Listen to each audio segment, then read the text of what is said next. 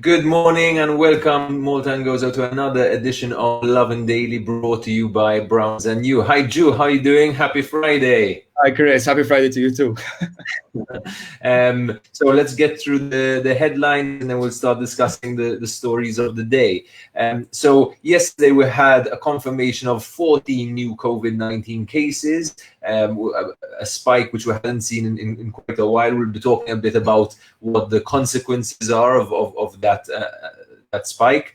We also had a number of fatalities on the road. Yesterday there was a death of a motorcyclist, the second motorcyclist, and the third road fatality in a week. There's another motorcyclist fighting for his life. We're talking a bit about what's going on the roads as well. Yesterday, there was a follow-up on the tragic story of the 15-year-old girl who fell and died from a balcony in Sliema. The girl was named as Myra, and tributes were pouring in from her friends. Malta, on a completely different note, Malta was yesterday again named Best in Europe for LGBT rights. We'll talk a bit about what led to that and what else is in play over there.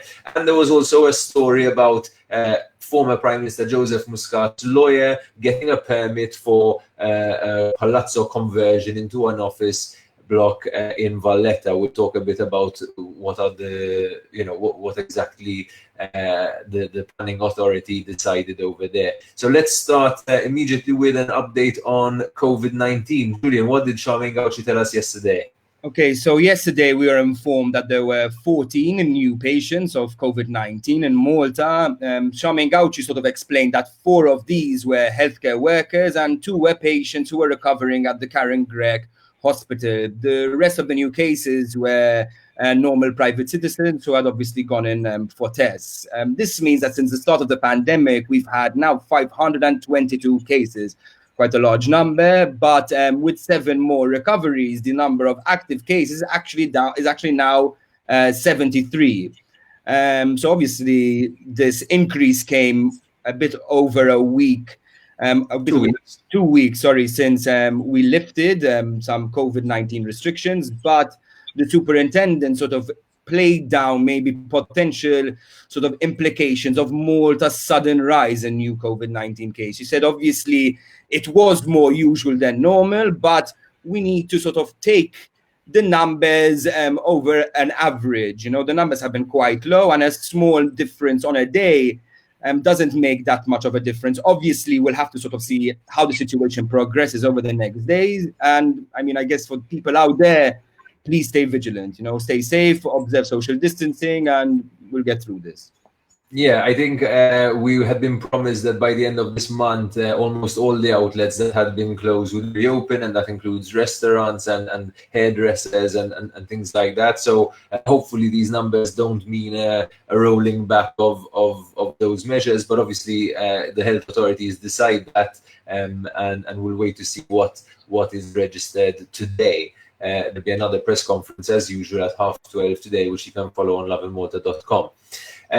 Yesterday, we had also the tragic news of 39-year-old man, Ian Camilleri, who died in quite a horrific accident in Regional Road. Another motorcyclist is in critical condition. We'll wait to see his condition later on today and update. This was the second motorcyclist to be killed in just a matter of days. There was Frank Aloisio before, and the third road fatality in a week. As we remember, there was Elenia Briffa, the postwoman, who had a really horrible accident as well, and died. So, I think a big, one, it's just this past 2 weeks have been filled with horrendous tragedy, and I guess, our thoughts and prayers are with all the families and relatives and friends of people who have lost people close to them.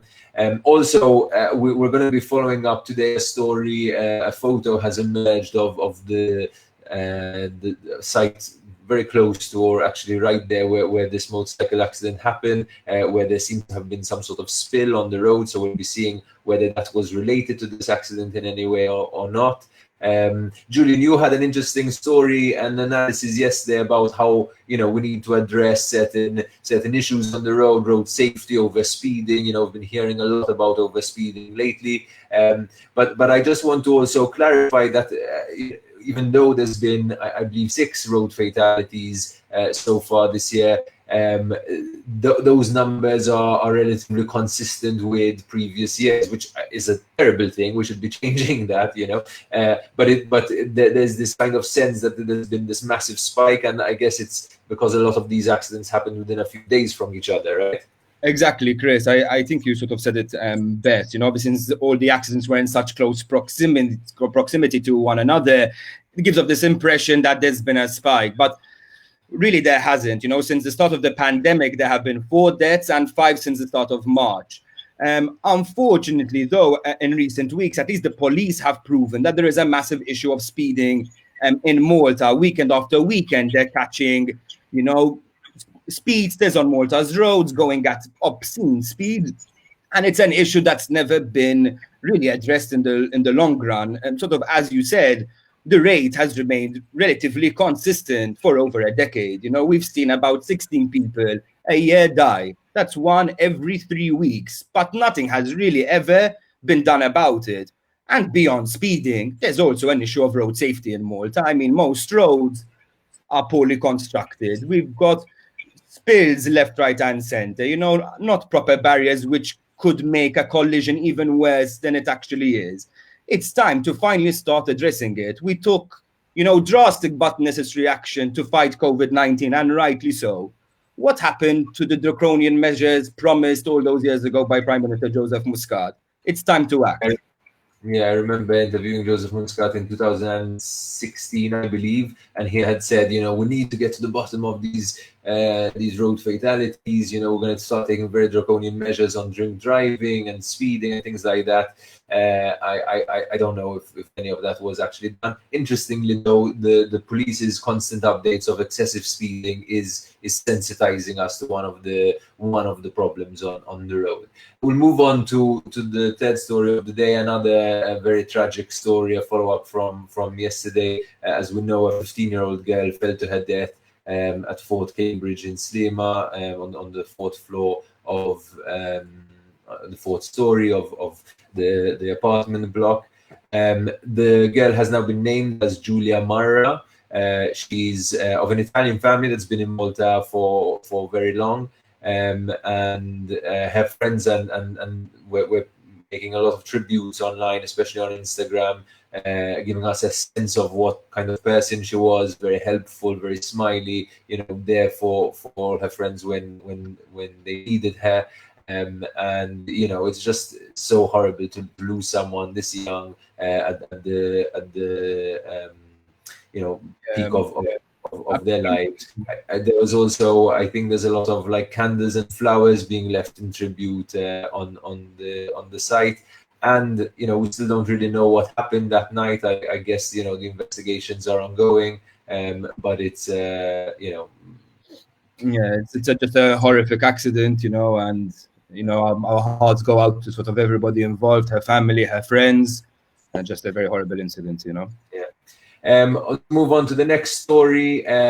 Malta was again named the best in Europe for LGBT rights yesterday. So Malta has been named the best in Europe for LGBT rights for 5 years in a row now. This is a rating given by ILGA, which is an international body that fights for LGBT rights and rates countries in according to the legislation. Malta got a score of 87%. I believe that's the highest score that's ever been given, and it follows and it's followed by countries like Belgium, Luxembourg, and Denmark, but by quite a stretch, you know, as Malta's performing really well. What's interesting to me, Drew, on this is, you know, it's been 5 years. Malta had you know, under Joseph Muscat, Malta had said, you know, we're going to be the best in Europe on gay rights. We became the best in Europe on gay rights, and no one has remotely caught up with us. To me, that just kind of goes to show how effective Malta can be at legislation. You know, when there is political will. And it's interesting that so many of these countries have failed to register certain changes in the law that the LGBT community is crying out for. What do you make of that, Joe? Well, I think it's very interesting. Joseph Muscat, for those of you who actually remember well, maybe steamrolled over public opinion. I would say probably the large majority of Maltese people aren't necessarily comfortable with the full spectrum of LGBT rights, but Prime Minister Joseph Muscat pushed through. He felt what he did was maybe what he felt was right, and sort of went against the grain to sort of do what's right. Obviously, I do find that there's maybe a bit of a hypocrisy or paradox there, that on one hand, we're sort of very pro civil liberties and are willing to sort of make sort of everyone's lives better. But then we've got, 160 people currently outside Maltese waters in limbo on a boat. It sort of maybe put some questions on our credentials when it comes to civil liberties. Yeah, in fact, Malta got a score of just 33% when it came to asylum rights. And it must be said, it's been more than 2 weeks now. 160 migrants are out there at sea in this strange weather, which goes from very windy to very hot to very cold. And now as well, the argument that we need to fight COVID is also not very I think legitimate anymore, because they've been 2 weeks outside at sea in quarantine, and I think another point to be made on that is how little information is being given. I think it's we need to know kind of what the game plan is here, and whether these people are just going to be left at sea, indefinitely. That brings us to the last story of the day, a bit of a controversy on construction. What's new? Construction and planning. Jude, take it away. Okay, so for those who didn't follow, Joseph Muscat's lawyer, Paul Lia, seems to be about to get his permit for a Valletta Palace office block conversion. This is a sort of planning board members have indicated that they are going to approve the project, despite the planning authority case officer recommending the project for refusal. The PA case officer wasn't even the only one to object to it. The superintendent for cultural heritage also did. However, despite their objection, 7 board members, including PA chairman Vince Kassa and ERA chairman Victor Arshak, said they are going to vote in favor. So for those who don't know what the project is, there's this 18th century palazzo on Old Bakery Street, right across from the Manuel Theatre. Now it's going to be extended into a 4-story office block. It's going to be the only building of that height on the street, and is potentially going to set a precedent that could alter Valletta's skyline forever. Our jewel of our country, and we're going to potentially ruin it. Obviously, the decision itself has to raise questions about what the PA board is actually doing. This is not the first time they've completely steamrolled over the PA case officer's recommendations, the superintendents for cultural heritage recommendations. To be honest, I can't see what the PA board is doing, and it needs to be seriously questioned. It's a bit like Charmaine Gauci telling us what to do, and the government saying, no, sorry, we're going to do something else. But I think it must also be mentioned that this Paul Lia is a figure with a lot of power in the corridors of power. I mean, he's also on the Commission for the Administration of Justice, which means he's there. Besides being actively a lawyer in court for even very high-profile cases, as we've mentioned, the former prime ministers, etc. He's also one of the people who can decide on disciplinary measures against the members of the judiciary, and even his daughter-in-law is a magistrate as well. So there's quite a lot of questions over there, but we'll wait to see what the final outcome will be. So that's it for us from today. This is Friday, so we'll be back with you on Monday on Lovin Daily, brought to you by Browns and You. Today's message from Browns and You every day will be concluding with a tip from Browns and You to help keep us keep ourselves safe and busy and during these tense times. One tip to take away with today is, if negative thoughts are becoming too loud, try and take a pen and paper and write down your feelings, relieve your mind, share the load of your negative thoughts with your journal, and that could really help you in terms of your mental health during this period. As we know, mental health is a major concern right now when it comes to COVID-19, because a lot of people are alone, a lot of people are unable to see their friends and relatives, etc. And it just becomes a very tense time in general, even in terms of our health. So look out for these tips from Browns and You every day on Lovin Daily, and that's all we've got for you for today. So have a good day and have a day full of loving. Bye, Julian. Bye.